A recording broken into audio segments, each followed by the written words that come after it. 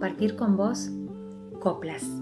Las coplas son un tipo de poema cuyas estrofas tienen 4 versos parecidos a la poesía, pero tienen una característica muy particular, que es que se les puede agregar música, se las puede musicalizar y entonces se convierten en canción. Las coplas que te voy a leer hoy son coplas de animales muy conocidos.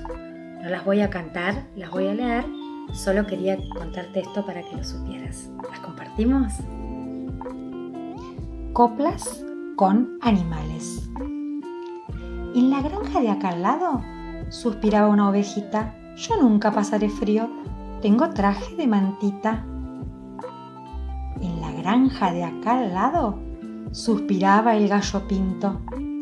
Quisiera no madrugar y poder dormir tranquilo. En la granja de acá al lado pasó algo que me impresiona. 4 gatitos maullan en más de 40 idiomas. En la granja de acá al lado, 3 chanchitos constructores se unen para derrotar a los lobos más feroces.